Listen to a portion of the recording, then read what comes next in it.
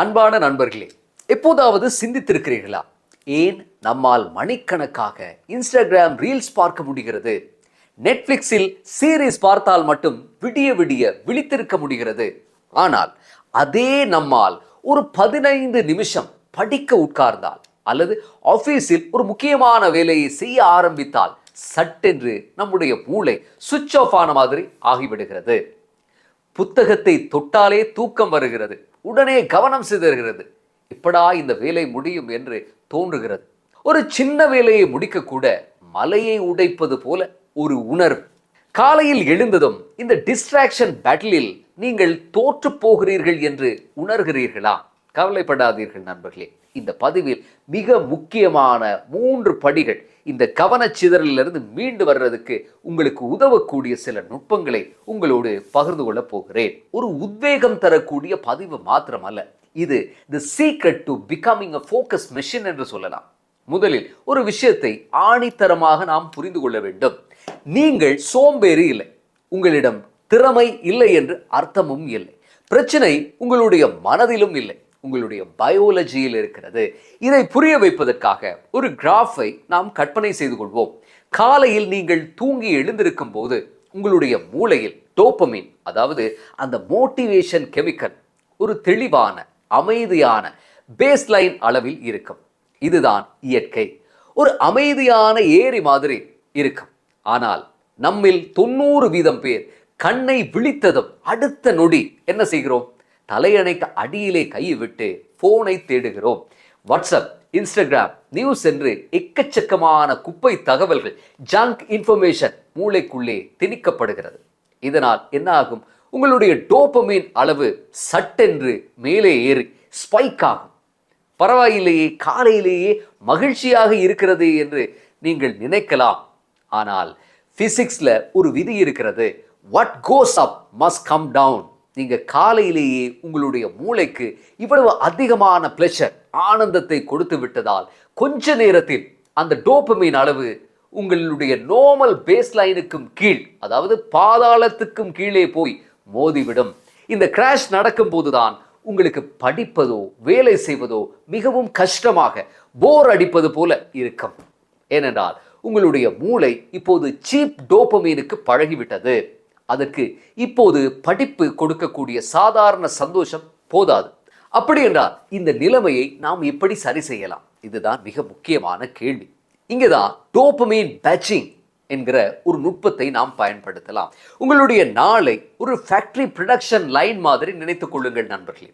ஒரு ஃபேக்டரியில எப்படி ஒரே மாதிரியான வேலையை மொத்தமாக செய்வார்களோ அதே மாதிரி நாமும் செய்ய வேண்டும்.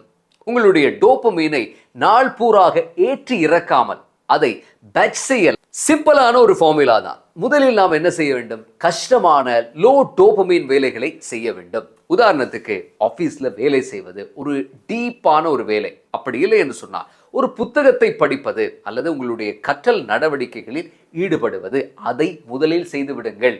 இரண்டாவது, மகிழ்ச்சி ஆனந்தத்தை தரக்கூடிய ஹை ஸ்டிமுலேஷன் ரிவார்ட்களை நீங்கள் செய்வது, அதாவது சோசியல் மீடியா அல்லது கேம்ஸ், இப்படி எதையாவது நீங்கள் செய்யலாம்.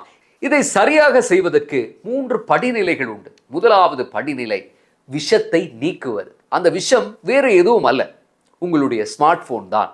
காலையில் எழுந்த முதல் 2 மணி நேரத்துக்கு தயவு செய்து உங்களுடைய கையடக்க தொலைபேசியை தொடாதீர்கள் நண்பர்களே. நோ ஸ்கிரீன் டைம் என்று சொல்லி ஒரு உறுதியை எடுத்துக்கொள்ளுங்கள்.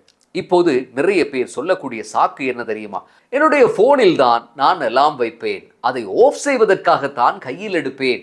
அதுதான் உங்களுடைய பெரிய ட்ராப், ஒரு பொறி.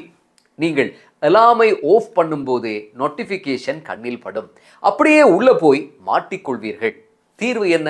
ஒரு 100-200 ரூபாய் கொடுத்து பழைய காலத்து, அதாவது ஒரு பிசிக்கல் அலாம் கிளாக் ஒன்றை வாங்குங்கள் நண்பர்களே. போனை உங்களுடைய படுக்கை அறையை விட்டு கொஞ்சம் தொலைவில் வைத்து விடுங்கள். ஹாலில் கொண்டு போய் கூட சார்ஜில் போட்டு விடுங்க. இப்படி செய்யும் போது அந்த டோபமைன் ஸ்பைக் நடக்காமல் தவிர்த்து கொள்ளலாம். உங்களுடைய மூளையை அதோட நேச்சுரல் பேஸ்லைன்லேயே பத்திரமாக வைத்துக் கொள்ள முடியும். இதுதான் வெற்றியோட முதல் படி. இந்த விடயத்தில் இன்னொரு நன்மையும் கூட உங்களுக்கு இருக்கிறது. அலாம் அடிக்கும் போது ஸ்னூஸ் செய்ய முடியாது. ஏனென்றால் நீங்க ஒரு பழைய அலாம் கிளாக்கை வாங்கி வைத்திருக்கிறீர்கள்.